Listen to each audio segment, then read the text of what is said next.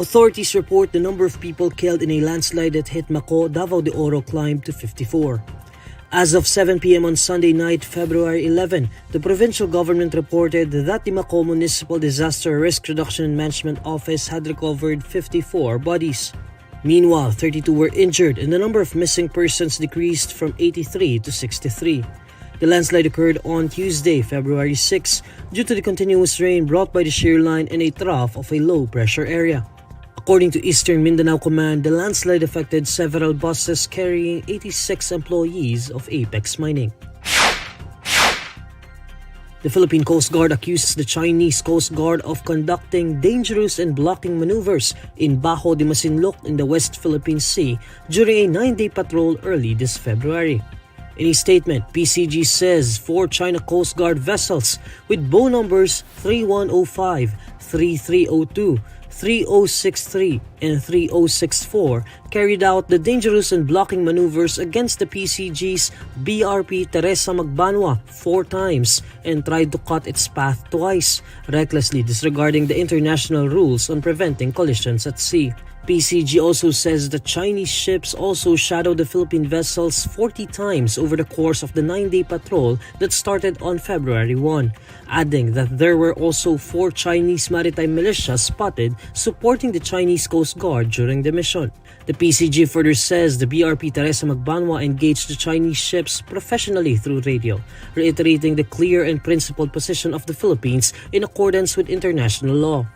During the patrol, PCG says it supported a total of 100 Filipino fishermen in 14 Filipino fishing boats in the vicinity of Bajo de Masinloc, with a crew of BRP Teresa Magbanwa also distributing food packs and groceries to assist the fishermen. On July 12, 2016, an International Arbitral Tribunal hearing ruled in favor of the Philippines' case against China in the South China Sea, deciding that China's claims, including its 9-dash line, recent land reclamation activities, and other activities in Philippine waters were unlawful.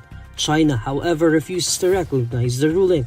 Meanwhile, in a radio interview, Philippine Navy spokesperson Commodore Roy Trinidad says a Chinese People's Liberation Army Navy vessel also shadowed Philippine and U.S. Navy ships conducting a maritime cooperative activity in the West Philippine Sea.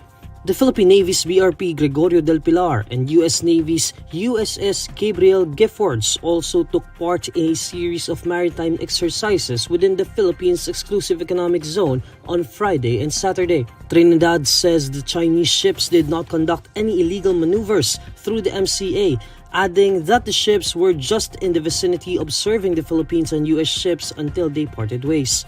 The latest incidents took place a few weeks after diplomats from Philippines and China agreed to manage disputes and further improve maritime communication during the 8th meeting of the China-Philippines Bilateral Consultation Mechanism on the South China Sea. A rollback on fuel prices awaits motorists on Wednesday, February 13. In separate advisories, local oil firms say they would cut the price of gasoline by 60 centavos per liter and diesel by 10 centavos per liter. The price of kerosene will likewise be cut by 40 centavos per liter. Shell and Sea Oil will implement the price adjustments by 6 a.m. followed by clean fuel at 4:01 p.m. Department of Energy Oil Industry Management Bureau Director Rodela Romero attributed the rollbacks to the increase in U.S. oil production and slowing oil demand growth. The director, however, clarified that the continued production cut of major oil exporters may still impact fuel prices. This marks the end of the 5-week streak of fuel price hikes. Dominic Roque and Bea Alonzo confirmed that they have decided to mutually end their engagement. In a joint statement on Instagram, Roque and Alonzo confirmed the end of their engagement, but it was not immediately clear if the two have indeed broken up.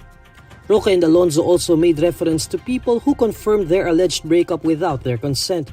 Despite what they call as a painful decision, Roque and Alonzo appealed to netizens to stop making cruel and very hurtful words against them on social media and ask for respect and privacy at this moment.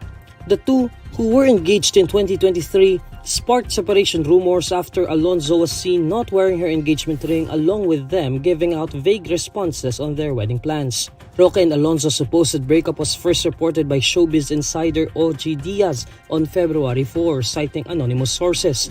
The couple split was then reported by Boy Abunda on the February 6 episode of his talk show.